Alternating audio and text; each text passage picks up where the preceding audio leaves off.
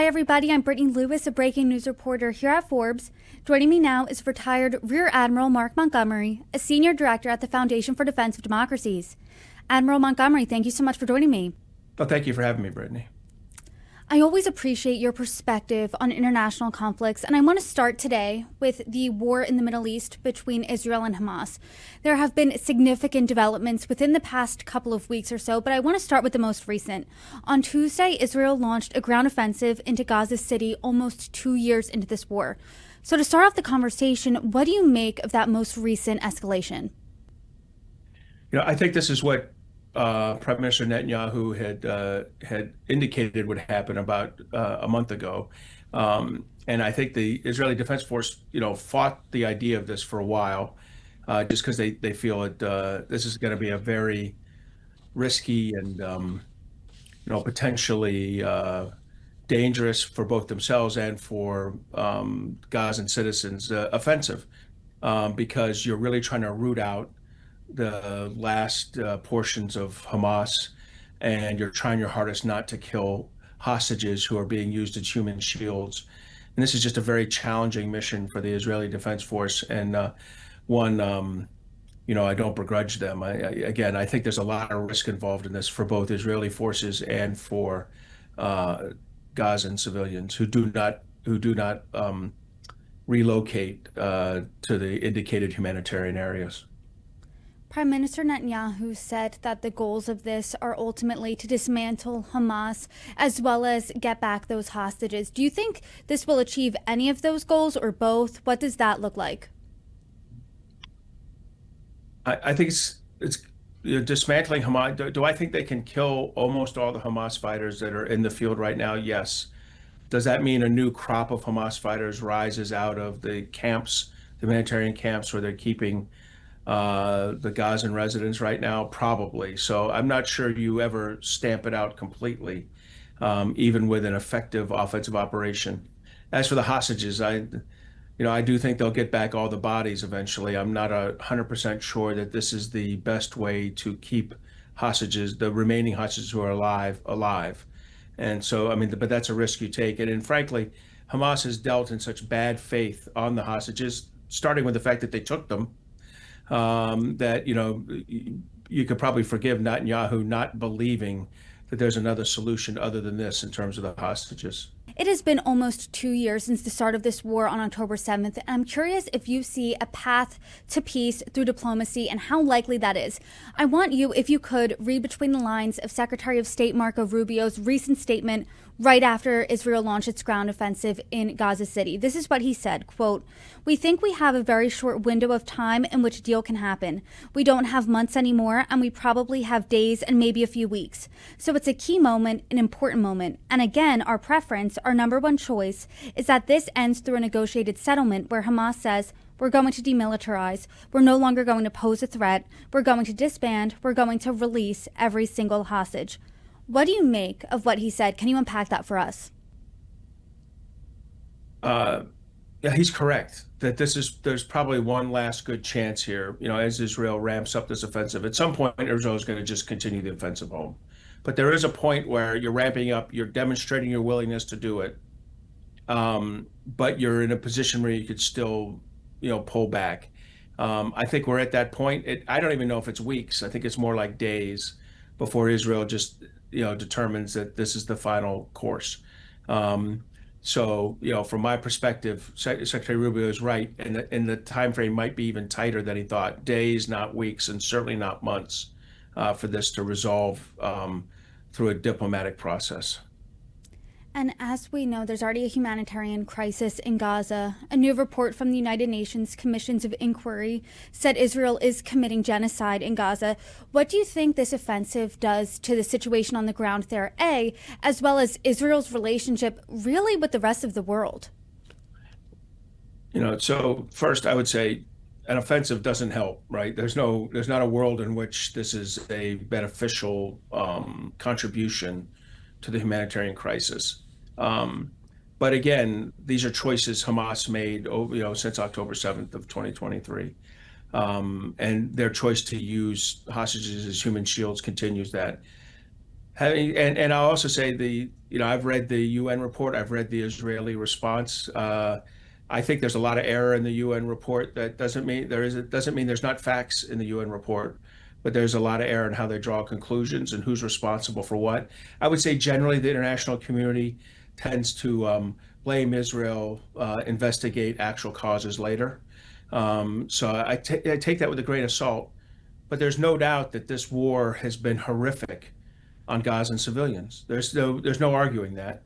Why this happened, there's a reasonable argument, and I side with people who believe that this war started on October 7th with a terrorist invasion of Israel by Hamas. So be careful as you interpret these reports that you see both, you can see both sides in there. I want to move a little bit backwards and talk about something that happened last week because Israel struck Doha in an attempt to kill Hamas leaders.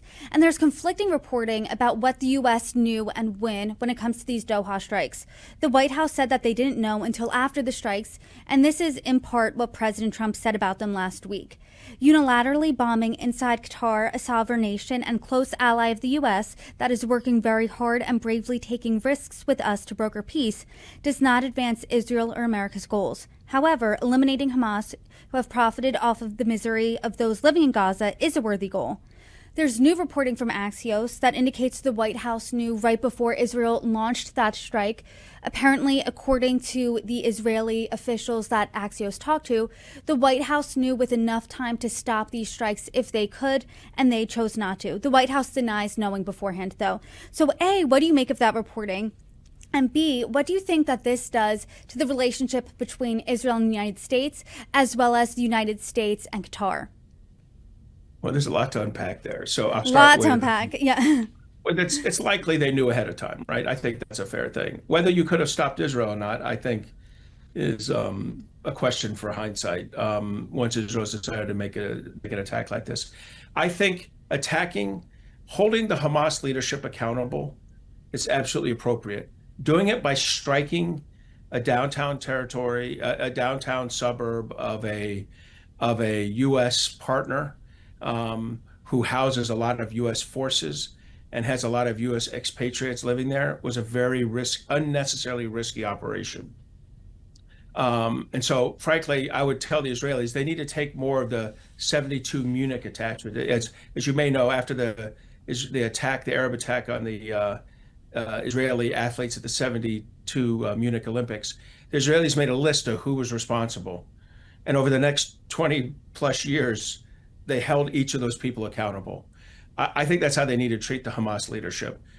That doesn't mean you attack them in a downtown, a suburb in an area where Americans live and work. That's completely inappropriate. This was the right target at the wrong place. In other words, targeting Hamas leadership, absolutely appropriate. In this location, absolutely inappropriate. So President Trump is correct there. I will say President Trump is overly generous in his description of Qatar.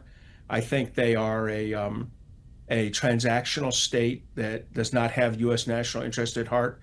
I think some of the work they do in the United States and our educational institutes is completely inappropriate. And I think at the moment he's being generous to them because he wants them to back down and not respond harshly to Israel. But the president is correct that this was the wrong location for this strike. So like we said earlier in this conversation, Israel began its ground offensive into Gaza City on Tuesday. Secretary of State Marco Rubio landed in Qatar. He's there on a visit now. What are you looking out for next imminently in this conflict, as well as the United States' role in it? Look, I think Secretary Rubio is going to try to make that last gasp effort for can we get a solution, diplomatic solution for the next few days? And that's absolutely appropriate for the Secretary of State to be doing that. And the United States is a leader, world leader, and particularly one who has relations with both Qatar and Israel, should be the leader doing that. So I think that's how he'll spend his next day. And he'll also assuage Qatari concerns about another follow-on attack and tell him that I assume he solicited a promise from Netanyahu to not do this again. And I do now want to set our sights on the war between Russia and Ukraine. There's been significant updates within the past week or two. Russia launched its largest aerial attack against Ukraine since the war began over 3 years ago. Multiple Russian drones entered Poland's airspace.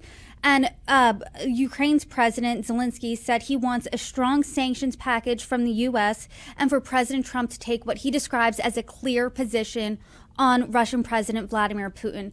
What do you make of what's happening in that conflict? Well, I mean, we're at the point, I think we're 3 months into President Trump telling us he's 2 weeks away from making a decision on sanctions on Russia and President Putin. And so it's right for President Zelensky to ask President Trump, hey, make your decision, impose those sanctions, which really means at this point, sanctions on China as a recipient of shadow fleet fossil fuel deliveries. In other words, illegally receiving fossil fuel, oil, and natural gas from Russia at discounted prices. China does this, India does this, Turkey does this. Those are the three big ones, and then a few other smaller cases. The president has sanctioned India and not China, the leading violator. So I think what Zelensky's looking for is action against China for what they're doing, because what you want to do is convince China and India not to take this fuel. This fuel is what powers the Russian war machine, the profits from it. So, if you can get China and India to stop taking the fuel, Russia's war machine will lose, its resources. So that's what Zelensky wants. I think he also wants certain weapon systems for the United States from our defense industrial base that are paid for by Europe or himself. But I think that's a much more secondary desire right now to action on sanctions or tariffs if necessary. What do you think Putin's message is here? Because he had that meeting, that summit with President Trump about a month ago. Then he launches the largest air attack in this war in the past 3.5 years. Then the Kremlin sends multiple drones into Poland's airspace. Poland, as we know, is a NATO ally.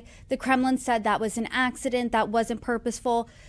Do you think he's trying to poke the bear with Trump here? I mean, what do you think Putin's goal is? Well, since I'm not allowed to swear on Fortune, I'll say he's showing a lack of respect for President Trump here. President Trump has told him what he wants, the actions he wants and needs to get to a ceasefire between Ukraine and Russia, which is President Trump's admirable goal.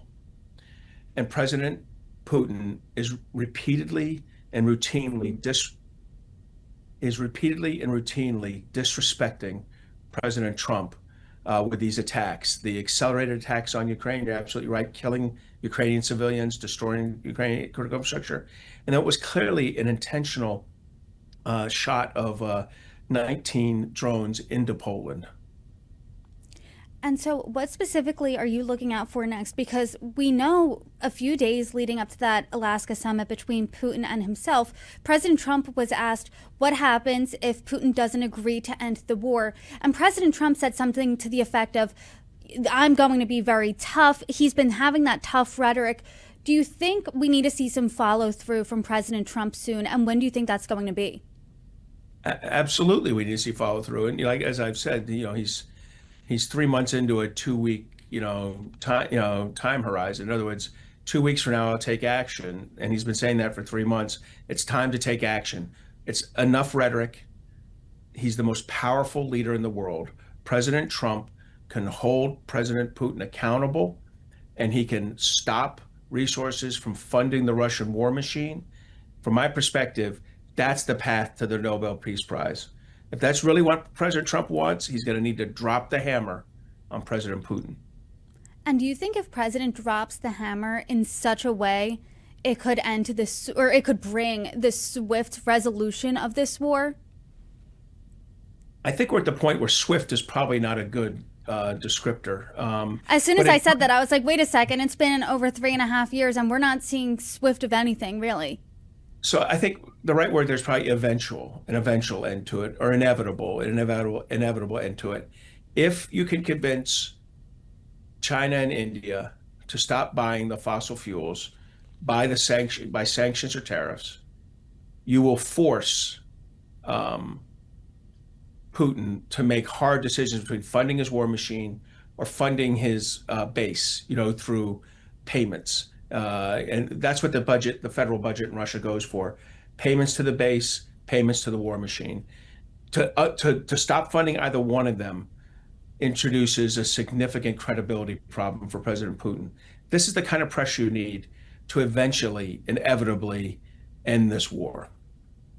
Well, there is certainly a lot to look out for. And as we see developments from each of these conflicts, I hope you can come back on and provide your insight and expertise here. Admiral Montgomery, thank you so much. I always appreciate our conversations. You're welcome back anytime. Well, thank you for having me.